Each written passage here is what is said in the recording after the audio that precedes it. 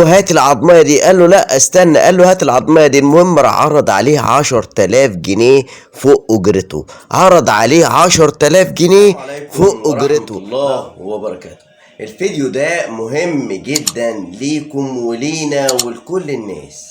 تخيلوا ان واحد يبقى ناجح في دراسته وناجح في كل حاجة، وتخيلوا ان حياته تتقلب لجحيم وما يقدرش ان هو يعمل حاجة بالنجاح اللي هو عمله، ويخسر حياته ويخسر كل حاجة حواليه وما يعيش يوم سعيد. او واحدة لها عريس والعريس دوت مبسوط وكانت عايشة في امان الله، وتتقلب حياتها جحيم وتعيا هي واولادها او تموت هي واولادها. وتخيلوا دوت السبب ايه؟ السبب دوت اللي هنشوفه مع بعضينا دلوقتي. يلا بينا نروح نشوف الفيديو دوت مع بعض ونرجع لكم مرة تانية. راجل غني جدا ومعاه فلوس كتيرة جدا، وراح اشترى العجل وجاب الجزار يقطع له العجل جوه البيت بيته، وفضل واقف له لغاية ما جاب العضماية دي.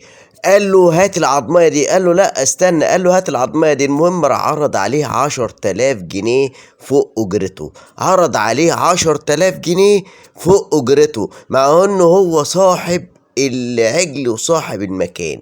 ولكن الراجل قال له هتعمل بيها ايه؟ مرضيش يقول له هعمل بيها ايه. قال له طب هات ال10,000 جنيه، وراح واخد ال10,000 جنيه وحطها في جيبه. ولكن الجزار عارف اللي فيها ايه، عارف ايه اللي يغضب ربنا وايه اللي يرضي ربنا. مسك العضمايه وراح نزل فيها قصير لغايه ما خلاها ما تنفعش خالص. الراجل صاحب المكان قاعد يعيط.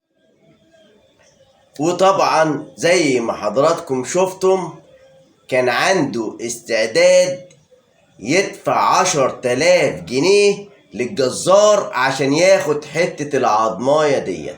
العضماية ديت يا جماعة، وبالنسبة للجزارين العضماية ديت يا جماعة بياخدوها الناس اللي هم أعوذ بالله من الشيطان الرجيم، اللي هم بيتعاملوا مع الصحراء وبيتعاملوا مع الدجالين، اللي هم بيشركوا بالله وبيعملوا أعمال يعني سفلية، أعمال أعوذ بالله تقضي على شخص او على عيلة او على انسان، تقضي عليه في حياته وتخلي حياته كلها جحيم في جحيم بسبب العضماية ديت. يا جماعة خلي بالكم، العضماية ديت لكل جزار يكسرها اول ما تخرج على طول من البهيمة اللي هو بيذبحها. اوعى تبيعها حتى لو ب1,000,000 جنيه، اوعى تبيعها لاي حد خالص، لان كل اللي هيبيع العضمايه ديت وهيشتريها الشخص دوت ويوديها للدجال وللصحراء ويعمل عليها عمل لعيلة او لناس وماتوا ولا اتخرب بيوتهم، تأكد ان انت مشترك نمرة 1 واشركت بالله كمان مع الصحراء ومع الدجالين ومع الشخص اللي عمل السحر دوت.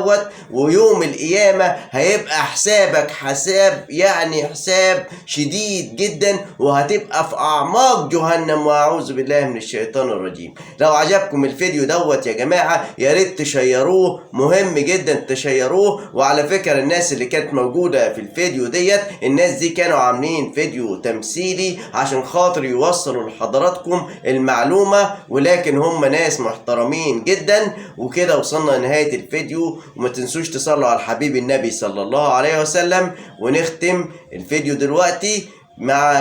كان معاكم اخوكم هاني الشريف من صفحة هاني الشريف HH، ومن قناة هاني الشريف HH على اليوتيوب والفيسبوك. والرابط بتاعنا بتاع صفحتنا على الفيسبوك هتلاقوه في اول تعليق، وكمان رابط القناة على اليوتيوب هتلاقوه في اول تعليق. يا ريت حضراتكم تشتركوا معانا وتفعلوا الجرس وتشجعونا ان احنا نقدر نقدم لكم حاجات جديدة وحاجات مفيدة. بحبكم في الله، رأيكم مهم جدا لينا في التعليقات. والسلام عليكم ورحمة الله وبركاته.